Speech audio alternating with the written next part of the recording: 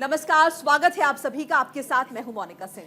नमस्कार, आपके साथ मैं हूं चारुल शर्मा। सीधा दिखाते हैं आपको प्रधानमंत्री नरेंद्र मोदी इस वक्त विकसित भारत संकल्प यात्रा के लाभार्थियों से बातचीत कर रहे हैं। चलिए, बहुत अच्छा लगा मुझे भूपेंद्र भूदेव सिंह जी, मुझे ये जानकर अच्छा लगा कि आप इतनी मेहनत करके खेती कर रहे हैं और साथ ही आपने परिवर्तन ला करके आधुनिकता की तरफ जाकर के मार्केट की समझ के साथ और सरकारी योजनाओं का अध्ययन करके उस योजनाओं का कैसे लाभ मिले और आपने मछली पालन का काम शुरू किया। मैंने पहले कई बार कहा भी है कि खेती के साथ पशुपालन, मछली पालन, हनी का काम, शहद, ये भी ऐसे काम है कि सहज रूप से हमारी अतिरिक्त आय उतनी ही जमीन में हमारी बढ़ सकती है और इससे हमारे किसानों को बहुत फायदा हो सकता है। जैसे हमारे देश में ग्रीन रिवॉल्यूशन हुआ, व्हाइट रिवॉल्यूशन हुआ, वैसे स्वीट रिवॉल्यूशन, शहद का ज्यादा से ज्यादा कारोबार बढ़ाए तो शहद का तो मार्केट है ही है, लेकिन जो नेचुरल वैक्स मिलता है, जो भी हमें कभी कभी विदेशों से लाना पड़ता है, वो भी अपने यहां तैयार हो सकता है। तो कई ऐसे क्षेत्र हैं जहां में आय हो सकती है और आप इसका एक अच्छे उदाहरण है। चलिए, मेरी तरफ से आपको बधाई है।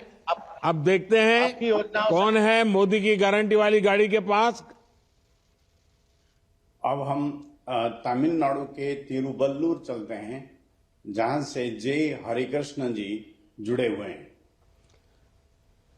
तिरुवल्लुर जी से हरिकृष्ण जी, वणक्कम। Harikrishna ji, how are you? I can't hear you.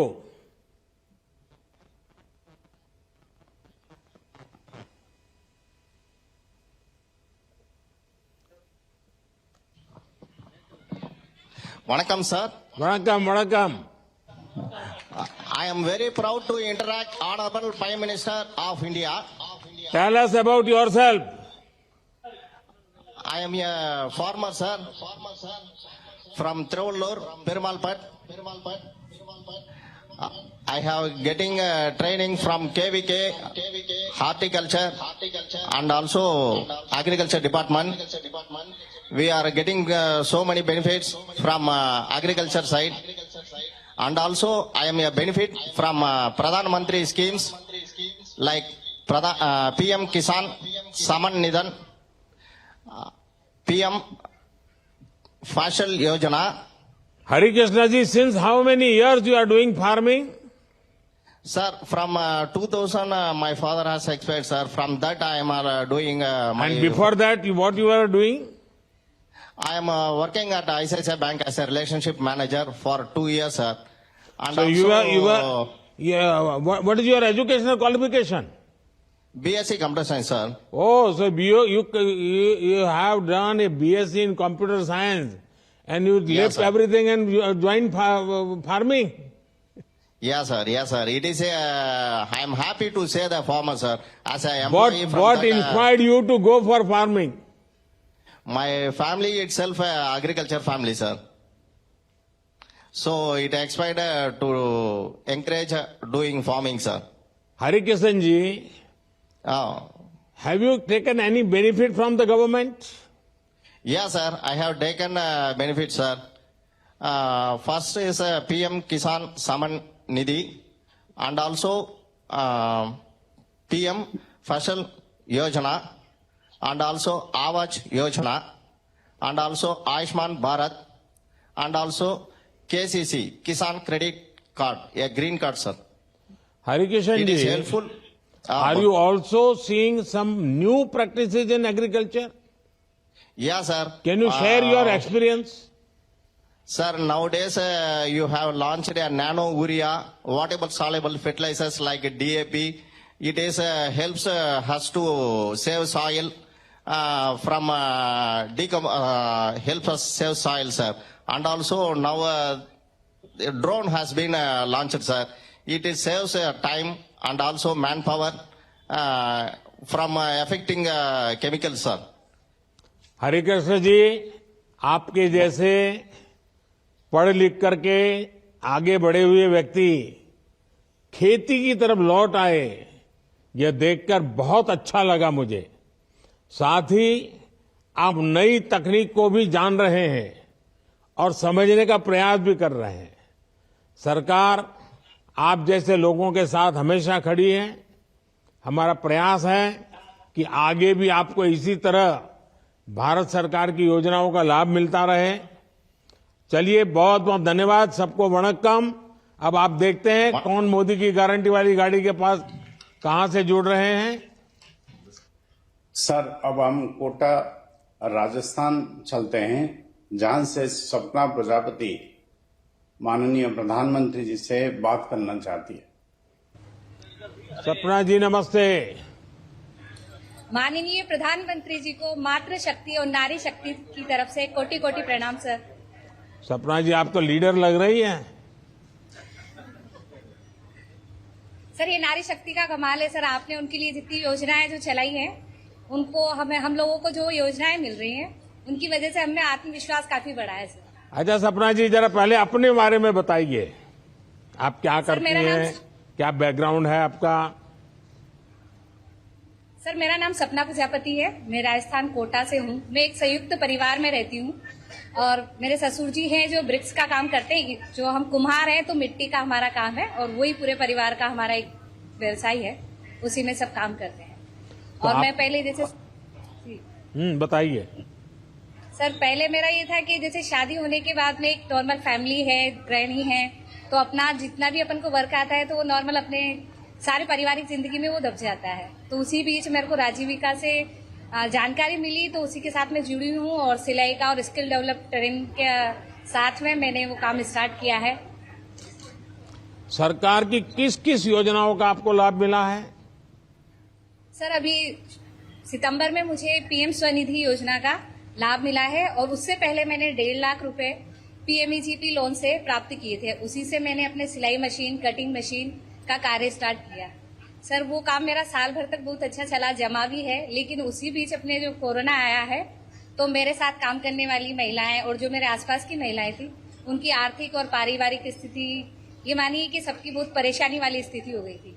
और उसी वक्त आपका एक वीडियो हमने देखा, उसमें था कि local for vocal, vocal for local का जो आइडिया था, तो हमने उस टाइम पे एक मास्क बनाया जो कि हमारे आसपास की नगर निकाय में मेडिकल्स पे हमने उनको जाके दिखाया। उन मास्क का लोगों का इतना रुझान रहा कि हमसे काफी ऑर्डर उन्होंने हमको दिए और जो मेरे साथ की महिलाएं थी उनके लिए एक रोजगार का सशक्तिकरण बन गया वो। और उससे अच्छा सपना जी, लगता है आप पढ़ी लिखी हैं, ये बताइए आप ऑनलाइन या कैशलेस ट्रांजैक्शन उसमें भी कुछ करती हैं क्या? उसके लोग आपके साथ उस प्रकार से जुड़ते हैं क्या? सर, मेरा 95% ट्रांजैक्शन यूपीआई रहता है। 5% का भी जो मुझे जमा कराना होता है तो वही रहता है। वाह। हाँ, बताइए। सर, मेरा जैसे कोरोना के बाद में महिलाओं का था कि क्या करें, क्या एक अवसर उनको दिया जाए, तो मास्क का हमारा ऐसा चला कि राजस्थान की जितनी भी नगर निकाय थी वहां पे उन चीजों को बढ़ावा मिला, मास्क को मिला, उसके साथ पीपीई किट थे उनको भी बढ़ावा मिला। तो हमने आसपास की नगर निकायों में उन चीजों को दिया। और साथ ही साथ मैं ये कहना चाहूंगी कि शिक्षा नगरी एक हमारी काशी है। उसी बीच ओम बिरला जी द्वारा काफी सारे ऑर्डर हमें दिए गए कि आप लोग जिस मास्क को आप बना रहे हैं वो आसपास के सामाजिक लोगों में, संस्थाओं में उनको अप्रोच कीजिए, महिलाओं को। और जो लोग इन बारे में जानकारी नहीं रखते हैं कि मास्क लगाने से क्या होगा, उसकी सबकी जानकारी उन्होंने दी। और उनके साथ साथ ये कि उनका सुपोषित माँ अभियान, एक ये महिलाओं के लिए एक वरदान साबित हुआ कि जो महिलाएं लोगों में मिलेट्स का, मोटे अन्न का, जिसको हम अब श्री अन्न कहते हैं, जी सर, बाजरा वगैरह जो पहले खाते थे, वो खिलाने की लोगों को आदत हो रही है। अभी समझा रहे हैं आप लोगों को? जी सर। सब मोटा अनाज जैसे हम पहले ये था कि मुझे खुशी है कि आपके पीछे जो महिलाएं बैठी है वो भी मुंडी हिला रही है। सर, ये मेरे साथ ही जैसे मैंने जो सर ये मिलेट, कई महिलाएं जो मोटे अनाज के साथ में काम करती हैं और कई महिलाएं जो मैंने मास्क के टाइम अपने साथ काम कराया, वो 40 महिलाएं भी यहाँ पर बैठी हुई है सर। और अच्छा, कितनी महिलाएं आपके साथ काम कर रही है सपना जी? सर, मेरे साथ 40 महिलाएं काम कर रही हैं सर। चलिए सपना जी, अच्छा आपको ये मालूम है हमने एक पीएम विश्वकर्मा योजना शुरू की है। जिस जी सर। पीएम विश्वकर्मा योजना में जैसे आपने कहा आप कुम्हार हैं, समाज जी में सर। ऐसे कुछ समाज के लोग हैं जो समाज को चलाने के लिए मूलभूत काम करते हैं, उनके लिए पीएम विश्वकर्मा, वो आपके समाज को भी है, तो उसका प्रचार हुआ है, उसका लाभ ले रहे हैं लोग। हाँ सर, उसका लाभ भी अभी हमने लोगों से चर्चा की, कई लोगों को बताया भी है, वो तैयार है। और उसी के साथ साथ हमने पीएम स्वनिधि की 35 महिलाओं की भी फॉर्म भरवाए हैं, उज्ज्वला योजना की भी भरवाए हैं सर। एसएचजी की जो महिलाएं हैं उनको हमने एक टारगेट दिया हुआ है कि जो जो लीडर हैं या टीम मेंबर है वो अपने आसपास के एरिया को कवर करें और उस चीज को आगे बढ़ावा दें, जिससे महिला सशक्तिकरण को एक ऊंचाइयों तक ले जाया जा सके सर। सपना जी, आपने कठिन परिस्थितियों का सामना करते हुए काफी अच्छा काम किया। आपके काम की वजह से लोगों को मास्क भी उपलब्ध हुआ और मास्क का महत्व भी समझ में आया। साथ ही आप सभी महिलाएं अब साथ मिलकर के अनेक विध काम कर रही है। आप सभी की सामूहिक शक्ति और जैसे आपने कहा कि मातृशक्ति की ताकत है, ये आपको सफलता की नई ऊंचाई पर जरूर पहुंचाएंगी। आप ऐसे ही बेहतर काम करें और आगे बढ़े। और मेरा एक आग्रह और भी है, ये आपकी जितनी दीदी है ना, ये जो मोदी की गाड़ी है उस कार्यक्रम को सफल बनाए, गांव गांव सूचना करे, ज्यादा से ज्यादा गांव के लोग आए वहां, तो उसमें क्या लाभ मिलता है उनको पता चलेगा। तो आप बड़े आराम से 3-4 गांवों में इस गाड़ी के कार्यक्रम बहुत बड़े हो जाए, इसके लिए आप सबने काम करना चाहिए, ताकि जैसा लाभ आप लोगों को मिला है वैसा लाभ बाकी गांवों को भी मिलेगा। सर, हमने सिंगल यूज जो प्लास्टिक आपका एक मिशन था उसको भी हमने आगे बढ़ाने के लिए कॉटन बैग्स और जूट के थैले इस तरह से हमने तैयार किए हैं।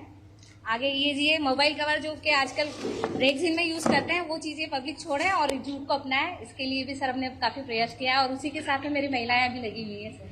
चलिए, बहुत बहुत शुभकामनाएं हैं आपको। बहुत बहुत धन्यवाद सर। सर, ये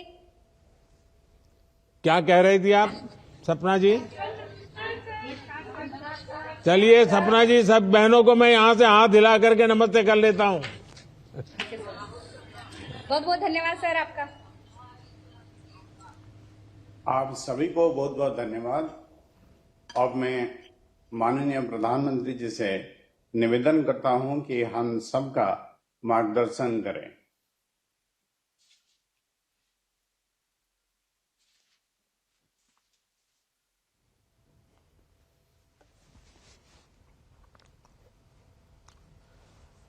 नमस्कार। विकसित भारत के संकल्प से जुड़ने और देशवासियों को जोड़ने का ये अभियान लगातार विस्तार ले रहा है, दूर दूर के गांवों तक पहुंच रहा है, गरीब से गरीब को जोड़ रहा है। युवा हो, महिला हो, गांव के सीनियर सिटीजन हो, सब आज मोदी की गाड़ी का इंतजार करते हैं और मोदी की गाड़ी के कार्यक्रम का इंतजाम भी करते हैं। और इसलिए इस महाअभियान को सफल बनाने के लिए मैं आप सभी देशवासियों का, विशेष करके मेरी माताओं बहनों का आभार व्यक्त करता हूं। नौजवानों की ऊर्जा इसके साथ लगी है, नौजवानों की शक्ति इसमें लगी हुई है। सारे नौजवान भी इस कार्यक्रम को सफल बनाने के लिए अभिनंदन के अधिकारी हैं। कुछ स्थानों पर किसानों को खेतों में कुछ काम का समय होता है, तो भी जब गाड़ी उनके यहां पहुंचती है तो वो अपना खेती का काम भी 4-6 घंटे छोड़ करके इस कार्यक्रम में जुड़ जाते हैं। तो एक प्रकार से गांव गांव में एक बहुत बड़ा विकास का महोत्सव चल रहा है। विकसित भारत संकल्प यात्रा को शुरू हुए अभी 50 दिन भी नहीं हुए हैं, लेकिन ये यात्रा अब तक लाखों गांवों तक पहुंच चुकी है। ये अपने आप में एक रिकॉर्ड है। विकसित भारत संकल्प यात्रा का ध्येय उस व्यक्ति तक पहुंचने का है जो किसी कारणवश भारत सरकार की योजनाओं से वंचित रहा है। कभी कभी तो लोगों को लगता है कि भाई गांव में 2 लोगों को मिल गया तो हो सकता है कि उनकी कोई पहचान होगी, उनको कोई रिश्वत देनी पड़ी होगी या उनका कोई रिश्तेदार होगा। तो मैं ये गाड़ी लेकर के गांव-गांव इसलिए निकला हूं कि मैं बताना चाहता हूं कि यहां कोई रिश्वतखोरी नहीं चलती है, कोई भाई भतीजावाद नहीं चलता है, कोई रिश्ते नाते नहीं चलते हैं। प्रधानमंत्री नरेंद्र मोदी को सुन रहे थे आप। अब रुख करेंगे राजौरी का, जहां पर राजनाथ सिंह प्रेस वार्ता को संबोधित कर रहे हैं। रक्षा की जिम्मेदारी आप लोगों के ऊपर है, लेकिन इस देश की रक्षा के साथ साथ अपने देशवासियों का दिल जीतना, यह भी आपके लिए बहुत बड़ी जिम्मेदारी आपके कंधों के ऊपर है। मैं जानता हूं इस दृष्टि से भी आप लोग अपनी तरफ से प्रयत्न करते रहते हैं, लेकिन हो सकता है कि कभी चूक होती है, प्रयत्न नहीं होना चाहिए। इस प्रकार की चूक न होने पाए जिससे कोई भारतवासी आहत हो। जिस देश की आप सेवा कर रहे हैं उस देश के लोगों के साथ भी सक्रिय रूप से जुड़े रहें, उनका विश्वास आप प्राप्त करें, समझ को बढ़ावा दें और उसमें आप महत्वपूर्ण भूमिका आप निभा सकते हैं और आप निभाते भी हैं, लेकिन उसे और अधिक गंभीरतापूर्वक निभाने की आवश्यकता है। मैं यह मानता हूं समय समय पर उनके बीच जाकर देशवासियों के साथ उनका कुशल क्षेम पूछना, कोई कठिनाई हो तो उसके बारे में भी जानकारी हासिल करना, जहां पर उसकी जानकारी देनी आवश्यक है, जिस भी स्तर पर उसकी जानकारी देना, मैं समझता हूं यह सब भी आपकी जिम्मेदारी है। इसलिए मैं मानता हूं कि हमारा उद्देश्य जहां पर कोई जंग जीतना है, आतंकवादियों का सफाया करना है, वहीं पर हमारा उद्देश्य, बड़ा उद्देश्य होना चाहिए कि हमें अपने देशवासियों का दिल जीतना है। हम युद्ध भी जीतेंगे, हम किसी भी प्रकार की जंग भी जीतेंगे, हम आतंकवादियों का भी सफाया करेंगे, लेकिन साथ ही साथ देशवासियों का हमें दिल भी जीतना है। और बहुत बड़ी जिम्मेदारी आप सबके कंधों के ऊपर है और मैं अच्छी तरह जानता हूं उसको आप पूरी निष्ठा के साथ, पूरे लगन के साथ निभाने की अपनी तरफ से भरपूर कोशिश करते हैं। आप साहस, सम्मान और उन मूल्यों के प्रति अटूट प्रतिबद्धता के साथ सेवा करना जारी रखें और मैं पुनः आपको विश्वास दिलाना चाहता हूं, राष्ट्र आपका पूरा कृतज्ञ है। और मैं आज के अवसर पर इससे ज्यादा कुछ न कहते हुए मैं पुनः अपनी तरफ से आप सबको हार्दिक शुभकामनाएं देता हूं और आपके परिवार का भी मैं यहां पर अभिनंदन करता हूं। यह जानकर आप लोगों ने एक सैनिक बनने का संकल्प लिया। किसी भी प्रकार का जोखिम आ सकता है, सैनिक के रूप में अपनी भूमिका निभाते हुए हमारी जान भी जा सकती है, कुछ भी हो सकता है। फिर भी यदि जोखिम उठाया है तो ये कोई छोटी बात नहीं है, आपके जीवन का एक बहुत बड़ा संकल्प रहा होगा, तब आपने सेना में भर्ती होने का फैसला किया है। आप सबकी यह सोच और जो आप कुछ कर रहे हैं वह कृत्य, मैं देश का रक्षा मंत्री होने के नाते कहना चाहूंगा, वह अभिनंदनीय है। जनता का किस प्रकार का भाव आपके प्रति रहता है यह मुझे बतलाने की आवश्यकता नहीं है। आप भी गांव में जाते होंगे तो आपको एहसास होता होगा। आप देखते होंगे जब हमारा कोई जवान शहीद हो जाता है, बड़े से बड़े नेता की भी यदि कोई मृत्यु हो जाती है, डेथ होती है, उतनी भीड़ इकट्ठा नहीं होती है जितनी भीड़ हमारा कोई जवान शहीद होकर जाता है। इतनी बड़ी संख्या में लोग वहां पर एकत्रित होते हैं अपनी श्रद्धांजलि अर्पित करने के लिए। हजारों हजारों, लाखों लाखों लोगों की आंखों में आंसू आते हैं। क्या आप समझते हैं कि जब यहां पर हमारा कोई सैनिक शहीद होता है तो हम लोग चैन की नींद सोते हैं? हम लोग भी इंसान हैं, क्या गुजरती है हम लोगों के ऊपर हम लोग जानते हैं। लेकिन आपके शौर्य और पराक्रम पर दोस्तों हम लोगों को पूरा विश्वास है। आप आगे बढ़िए, आतंकवाद का सफाया जम्मू कश्मीर से होना चाहिए। इस संकल्प के साथ आप आगे बढ़िए। मैं आपको हार्दिक शुभकामनाएं देता हूं। आप विजय हासिल करेंगे, मुझे पक्का विश्वास है, पक्का विश्वास है। यह मानकर मैं चलता हूं। आप सबको बहुत बहुत शुभकामनाएं। मेरे साथ 3 बार भारत माता की जय पुकारेंगे। भारत माता की। राजनाथ सिंह का बयान सुन रहे थे आप। उन्होंने कहा भारतीय सेना पर हमें गर्व है, सरकार भारतीय सेना के साथ है, दुनिया में सबसे ताकतवर है भारतीय सेना और हमें हर आतंकी हमले से निपटना होगा, उसके लिए सजग रहने की जरूरत है। और इसी के साथ इस बुलेटिन में फिलहाल इतना ही, लेकिन खबरों का सिलसिला लगातार जारी है।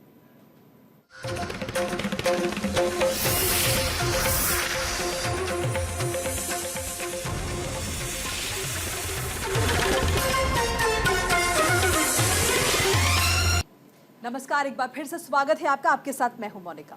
नमस्कार, आपके साथ मैं हूं चारुल शर्मा। सीधा ले चलते हैं आपको। विकसित भारत संकल्प यात्रा में प्रधानमंत्री लाभार्थियों से बातचीत कर रहे हैं।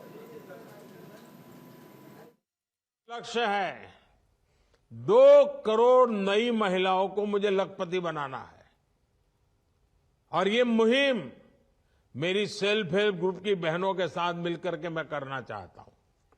इस मुहिम को और विस्तार देने के लिए आप जितने आगे आएंगे, जितनी मेहनत करेंगे, 2 करोड़ लखपति दीदी का लक्ष्य हम आसानी से पार कर लेंगे। विकसित भारत संकल्प यात्रा से इस मुहिम को और ज्यादा तेजी मिल रही है। साथियों, सरकार का जोर कृषि में तकनीक को बढ़ावा देने और सेल्फ हेल्प ग्रुप के माध्यम से बहनों, बेटियों, दीदियों को और सशक्त करने के लिए एक बहुत बड़ा नया अभियान चलाया है। और ये मोदी की गाड़ी के साथ वो भी एक बड़ा आकर्षण का केंद्र है। और वो क्या है? नमो ड्रोन दीदी। कुछ लोग इसको नमो दीदी भी कहते हैं। ये नमो ड्रोन दीदी योजना शुरू की गई है।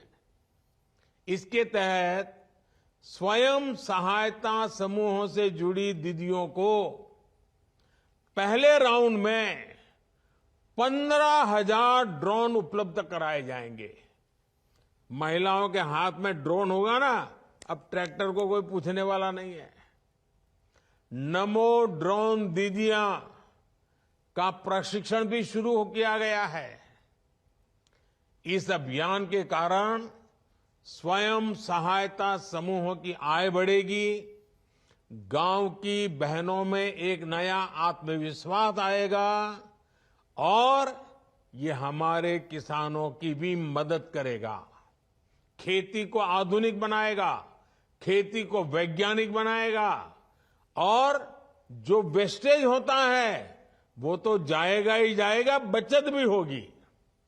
मेरे परिवारजनों, छोटे किसानों को संगठित करने के लिए भी आजकल पूरे देश में बहुत बड़ा अभियान चल रहा है।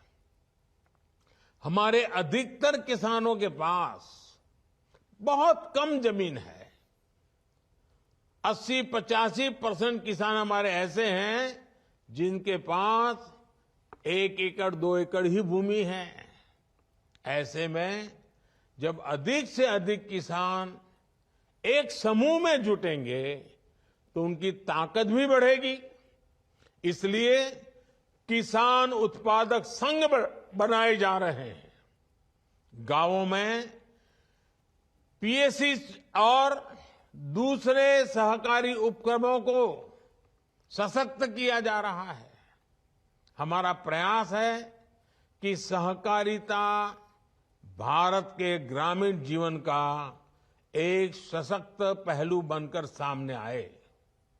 अभी तक दूध और गन्ने के क्षेत्र में सहकारिता का लाभ हमने देखा है।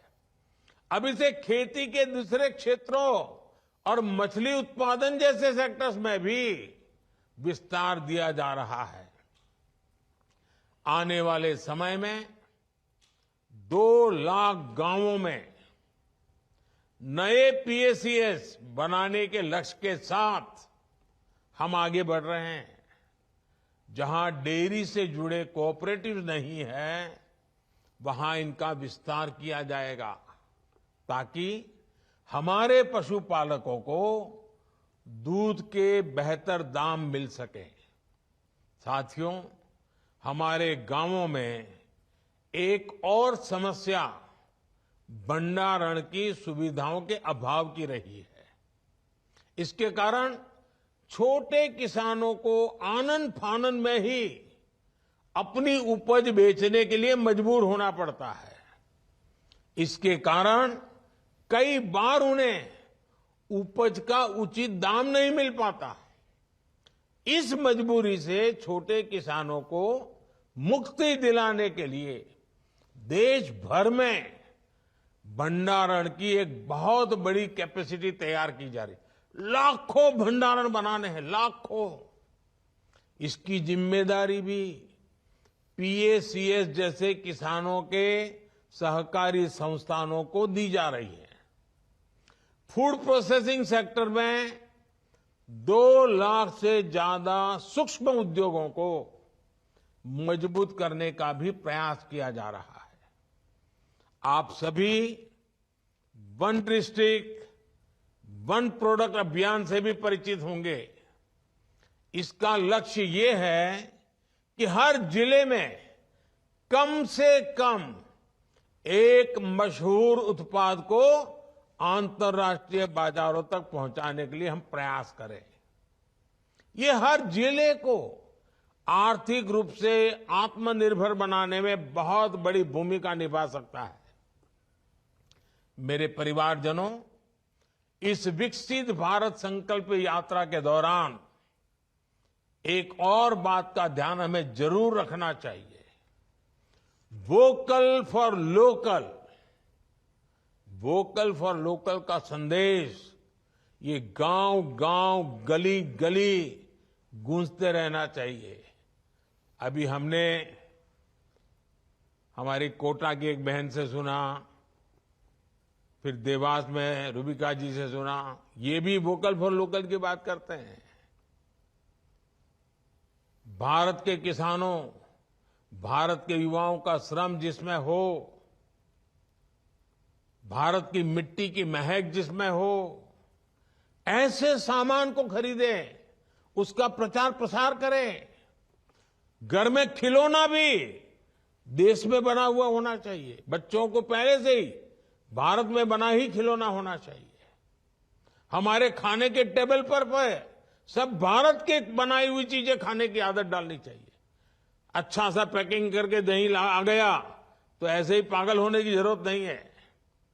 मुझे बताया गया है कि जहां जहां यात्रा जा रही है, ये विकास यात्रा जहां जहां पहुंच रही है, वहां स्थानीय उत्पादों के स्टॉल, दुकानें और उससे जुड़ी जानकारी भी दी जा रही है।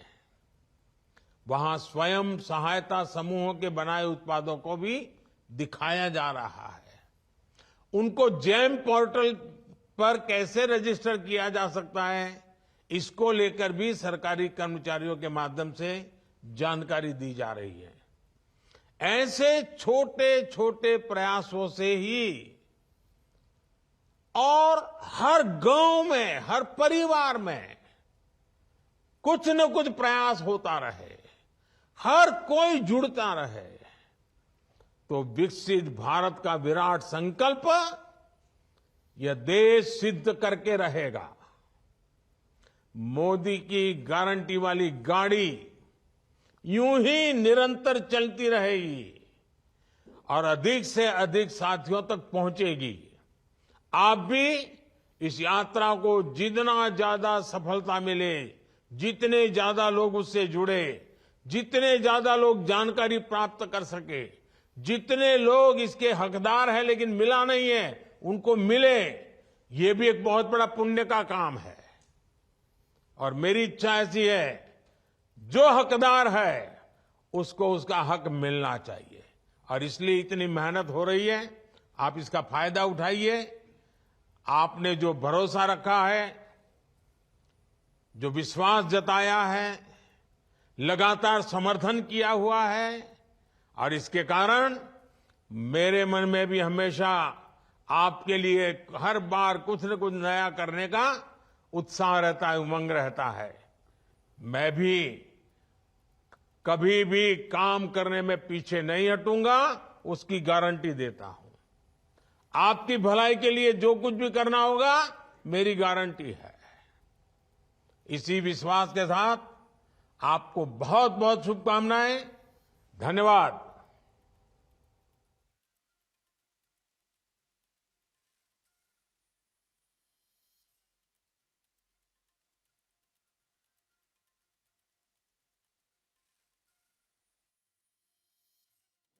तो विकसित भारत संकल्प यात्रा के लाभार्थियों से प्रधानमंत्री नरेंद्र मोदी का संवाद आप सभी ने सुना।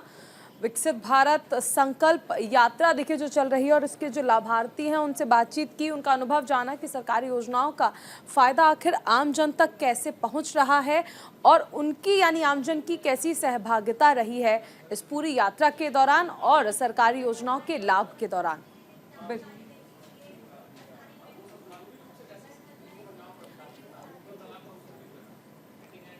और प्रधानमंत्री नरेंद्र मोदी ने एक सम्मेलन के दौरान कुछ बच्चों से भी मुलाकात की, उसकी तस्वीरें भी हम आपको दिखाएंगे।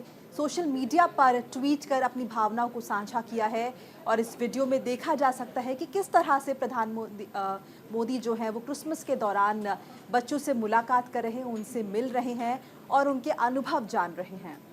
बिल्कुल, एक्स पर उन्होंने ये तस्वीरें साझा की और अपना अनुभव जो है वो साझा करते हुए बताया कि प्रधानमंत्री को कितनी खुशी हुई बच्चों से इस मुलाकात के दौरान। प्रधानमंत्री आवास पर उन्होंने बच्चों से मुलाकात की और उसके बाद अपना जो अनुभव है वो साझा किया।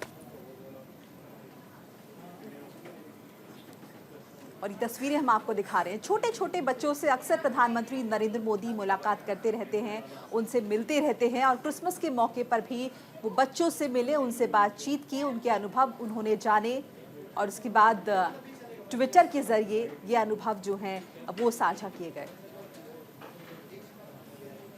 और देखिए बच्चे भी यहाँ पर पहुंचकर काफी खुश नजर आए हैं।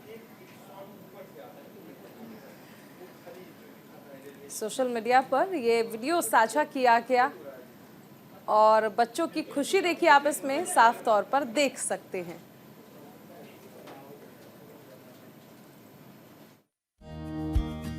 You would have seen photos of Prime Minister working from here.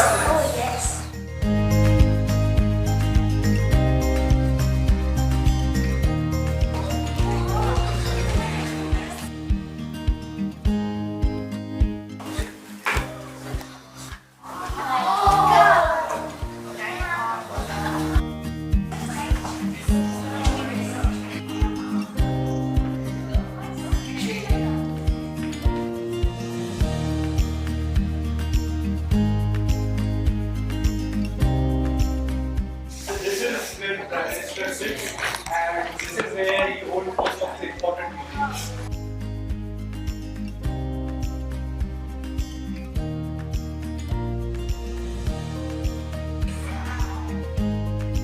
What is this? This is a microphone. Press this, see this, becomes green. Now you can speak. Oh!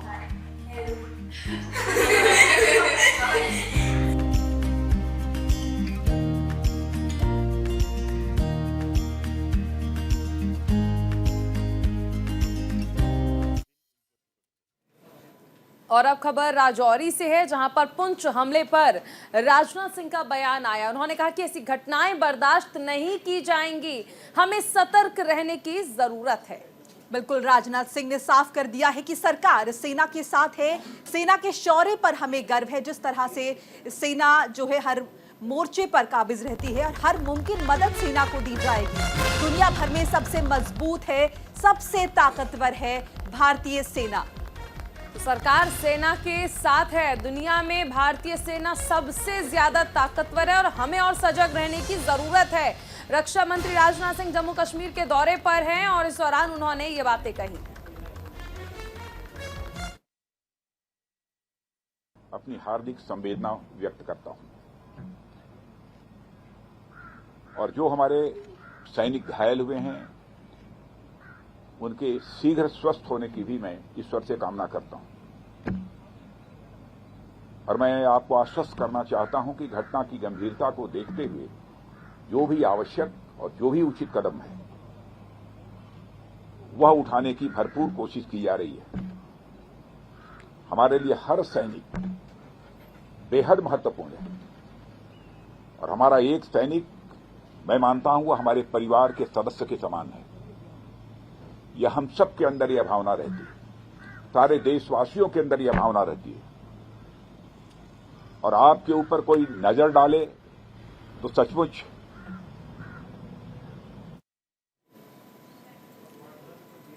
और 14 जनवरी से राहुल गांधी की न्याय यात्रा शुरू हो रही है। मणिपुर से मुंबई तक होगी न्याय यात्रा। 14 जनवरी से 20 मार्च तक न्याय यात्रा चलेगी। 14 राज्य से होकर गुजरेगी राहुल की न्याय यात्रा। भारत न्याय यात्रा 14 जनवरी से इम्फाल से शुरू होगी और 20 मार्च को मुंबई में खत्म होगी। ये यात्रा 14 राज्य और 85 जिलों को कवर करेगी। 6200 किलोमीटर की दूरी तय करेगी। इसमें मणिपुर, नागालैंड, असम, मेघालय, पश्चिम बंगाल, बिहार, झारखंड, ओडिशा, छत्तीसगढ़, उत्तर प्रदेश, मध्य प्रदेश, राजस्थान, गुजरात और महाराष्ट्र जैसे राज्य शामिल हैं। ये बस यात्रा होगी, लेकिन कई जगहों पर राहुल गांधी पैदल भी यात्रा करेंगे। भारत न्याय यात्रा का उद्देश्य सबके लिए न्याय होना चाहिए, ये कोशिश राहुल गांधी की होगी। मणिपुर से मुंबई तक न्याय यात्रा निकालेंगे। 14 जनवरी से शुरुआत होगी इसकी और 20 तारीख तक ये चलेगी। बिल्कुल, 14 जनवरी से 20 मार्च। और इस दौरान देखिए मणिपुर से मुंबई तक ये भारत न्याय यात्रा चलने वाली है। अब से पहले राहुल गांधी ने भारत जोड़ो यात्रा चलाई थी और इसे इसका दूसरा भाग माना जा रहा है। हालांकि भारत जोड़ो यात्रा जो थी वो एक पैदल यात्रा थी, लेकिन इस यात्रा को बस से किया जाएगा। और इस बीच कहीं कहीं राहुल गांधी पैदल भी यात्रा करेंगे। कार्यकर्ताओं से आसपास की मुलाकात करेंगे, लोगों से मिलेंगे जुलेंगे, संवाद बढ़ाएंगे। और इस यात्रा का मकसद है कि सबको न्याय मिले। तो लोकसभा चुनाव के मद्देनजर काफी अहम हो जाती है राहुल गांधी की यात्रा, जो कि मणिपुर से मुंबई तक चलेगी। कई राज्यों से ये होकर गुजरेगी। 14 जनवरी से 20 मार्च तक राहुल गांधी इस यात्रा को आगे बढ़ाएंगे। और इसमें राहुल गांधी के साथ कई और बड़े नेता मौजूद होंगे। मणिपुर से शुरुआत की जाएगी इस यात्रा की और मुंबई तक यात्रा चलेगी। 14 जनवरी से वो शुरुआत कर रहे हैं और 20 मार्च तक यात्रा जो है वो चलती रहेगी। राहुल गांधी की कई राज्यों से होकर गुजरना है इसे। जोड़ो यात्रा के दौरान राहुल जी ने 3 मुद्दे उठाए थे। आर्थिक विषमताओं के बारे में उन्होंने जिक्र किया, सामाजिक ध्रुवीकरण के बारे में उन्होंने बातचीत की और राजनीतिक तानाशाही जो आज हमारे देश में हकीकत बन गई है उसके बारे में जनता को अवगत कराया। तो ये 3 बड़े मुद्दे थे भारत जोड़ो यात्रा के समय में। उन्होंने अपनी आवाज बढ़ती हुई आर्थिक विषमताओं के बारे में, बढ़ती हुई सामाजिक ध्रुवीकरण के बारे में और बढ़ती हुई राजनीतिक तानाशाही के बारे में उन्होंने अपने विचार जनता के बीच में रखा। वो मन की बात नहीं थी, वो जनता की चिंता थी। लोगों से सुनने के लिए भारत जोड़ो यात्रा निकाला गया था। अब ये यात्रा दूसरे चरण में भारत न्याय यात्रा है।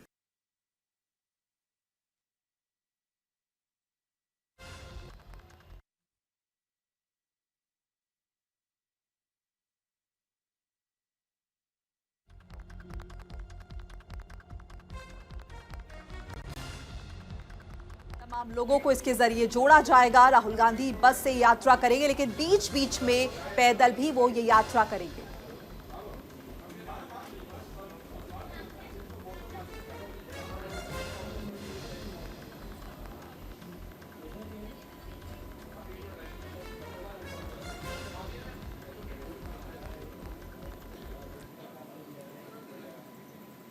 तो चलिए आगे बढ़ते हैं। जयपुर से एक बड़ी खबर आ रही है। जयपुर में कार सवार ने युवती को रौंदा है। क्लब के बाहर निकलते ही युवती को कुचल दिया गया है। आरोपी मंगेश मौके से फरार हो गया है। ये देर रात की घटना है जयपुर से। देखिए सीधी तस्वीरें भी इसकी आई थी। लाइव मर्डर जो कि कैद हुआ है वीडियो में। क्लब से बाहर निकलते ही युवती को कुचल दिया गया है। और मध्य प्रदेश की रहने वाली है मृतका उमा, जिससे कुचल दिया गया है। जयपुर में कार सवार ने युवती को रौंदा है, जिसके बाद वो फरार हो गया है। पुलिस जो है वो तफ्तीश में जुटी हुई है। राजस्थान के जयपुर में झगड़े के बाद एक शख्स को दो लोगों ने कार से कुचल दिया है। मध्य प्रदेश की रहने वाली है मृतका उमा। झगड़ा हुआ था, जिसके बाद उसे मौत के घाट उतार दिया गया है। क्लब से बाहर निकल रही थी। तस्वीरें हम आपको दिखा रहे हैं। ये फुटेज जो है सीसीटीवी में कैद हुई और अभी फिलहाल पुलिस जो है वो तफ्तीश में जुटी हुई है। आरोपी मंगेश मौके से फरार हो चुका है। आरोपी ने झगड़े के दौरान एक युवक और युवती को कुचल दिया, जिससे वो गंभीर रूप से घायल हो गए। हालांकि अस्पताल में भर्ती कराए गए, लेकिन इलाज के दौरान मौत हो गई है। घटना मंगलवार सुबह करीब 5 बजे जवाहर सर्कल थाना इलाके की है। घटना को अंजाम देने के बाद मंगेश अरोड़ा नाम का आरोपी फरार हो गया है। देखिए ये वो युवती है जिस पर कार चढ़ाई गई, जिसे कुचल दिया गया। देखिए ये तस्वीरें जो हैं ये आपको विचलित कर सकती हैं, इसलिए स्पष्ट तौर पर इन तस्वीरों को हम आपको नहीं दिखा रहे हैं। लेकिन ये आप देख सकते हैं कि ये जो पूरा वाकया था वो इस तरह रहा कि ये दोस्त और ये युवती बाहर निकलते हैं क्लब से। दोनों के बीच झगड़ा होता है और इस बीच कार सवार आते हैं ये युवक और इस युवती को, इसके साथ एक युवक भी था, जिन्हें कुचल दिया जाता है। क्लब से बाहर निकलते ही ये पूरा वाकया होता है और उसके बाद इस युवती को अस्पताल ले जाया जाता है, लेकिन इस दौरान उसकी मौत हो जाती है। मृतका मध्य प्रदेश की रहने वाली बताई गई। ये देखिए तस्वीरें आप पूरी देखिए, जयपुर की ये तस्वीरें हैं और यहां से आप समझ सकते हैं कि किस तरह ये वाकया रहा। यहां झगड़ा होता है और ये वो युवती है, ये वो महिला है जिसकी इस पूरे हादसे में मौत हुई है। देखिए यहाँ पर ये दोनों खड़े हैं और सामने से जानबूझकर इस गाड़ी को लेकर आया जाता है और इन दोनों के ऊपर चढ़ा दिया जाता है, जिसमें इस महिला की मौत हो जाती है। बिल्कुल मध्य प्रदेश की रहने वाली है मृतका। फिलहाल पुलिस जो है वो पूरे मामले की तफ्तीश में जुटी हुई है, लेकिन आरोपी जो है वो मौके से फरार हो चुका है। कितने दर्दनाक तरीके से उसने अपनी गाड़ी से इन्हें टक्कर मारी और उसके बाद युवती को अस्पताल ले जाया गया, लेकिन उसकी मौत हो चुकी है। इंसानियत को शर्मसार करती ये तस्वीरें राजस्थान के जयपुर से आई हैं, जहां पर आप देखिए तस्वीरें आप देख सकते हैं कि यहाँ पर ये युवती और ये युवक खड़े हैं। आसपास ये युवक जो है वो खड़े हैं और सामने से गाड़ी आती है और उन्हें कुचल देती है और उसके बाद आरोपी मंगेश मौके से फरार हो जाता है। मृतका उमा जो अब इस दुनिया में नहीं है और इस हादसे का शिकार होती है। हालांकि ये तस्वीरें हम लगातार जिक्र कर रहे हैं, आपको विचलित कर सकती हैं, इसलिए स्पष्ट तौर पर इन्हें नहीं दिखाया जा रहा है। लेकिन इंसानियत एक बार फिर से जयपुर की सड़कों पर शर्मसार हुई है। बिल्कुल क्लब से लौट रही थी ये युवती और इसके साथ एक युवक भी था। दोनों के बीच कहासुनी हो रही थी और जब सड़क पर ये निकले क्लब से बाहर तो एक गाड़ी ने इन्हें कुचल दिया। तस्वीरें हम आपको दिखा रहे। मौके पर यहाँ पर कुछ और भी लोग मौजूद थे।